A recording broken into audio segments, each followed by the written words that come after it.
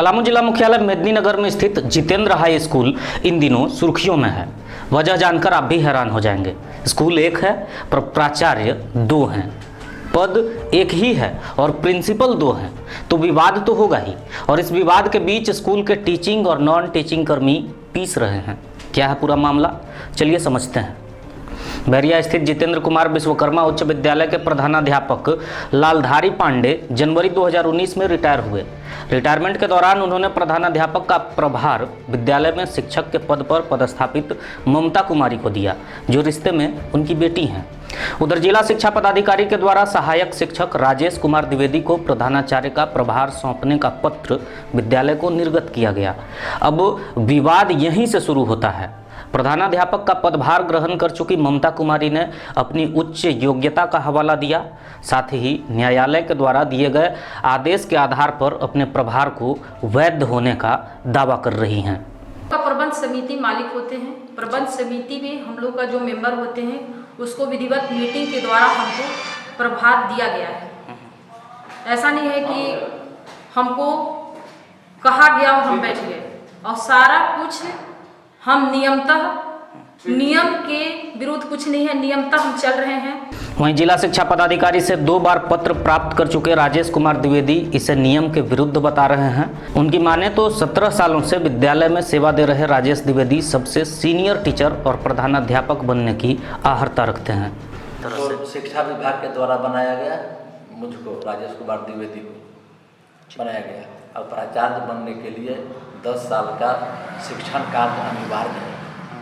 और इसमें सारे नियम कानून को ताक पर रख करके सरकारी नियमों का अब मनमानी तरीके से स्वार्थ से प्रेरित होकर उन्होंने ऐसा काम किया है। ये लड़ाई करीब 22 माह से चल रही है। इस बीच कई बार जिला शिक्षा पदाधिकारी कार्यालय से पत्राचार भी हुआ, लेकिन समस्या का निदान नहीं निकला। अब इससे भी बड़ी एक समस्या है। विद्यालय अनुदानित है।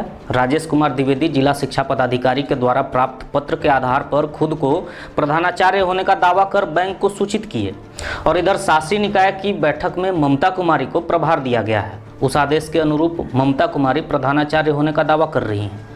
अब बैंक प्रबंधक कंफ्यूज हो गए और अनुदान की राशि का भुगतान करने से इनकार कर दिए। स्कूल का बैंक का अकाउंट से निकासी तब तक होल्ड कर दिया गया है जब तक यह निर्णय न हो जाए कि आखिर प्रधानाध्यापक है कौन। अब पैसा निकल नहीं सकता, तो अनुदान की जो राशि आई हुई है वह बैंक में ही यथावत पड़ी हुई है। और जितने कार्य करने वाले कर्मी हैं इस कोरोना काल में बेहद आर्थिक संकट से गुजर रहे हैं।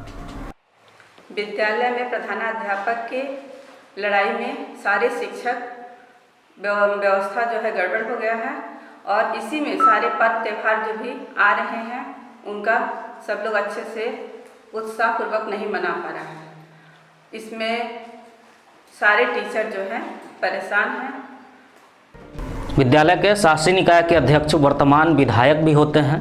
अब जहां दर्जन भर परिवारों की जीविका का सवाल है, वहां ये निर्णय करना बेहद आवश्यक है कि आखिर प्रधानाध्यापक है कौन, ताकि सेवा दे रहे उन कर्मियों को भी जीविका चलाने के लिए मानदेय के नाम पर जो राशि मिलती है वो मिल सके।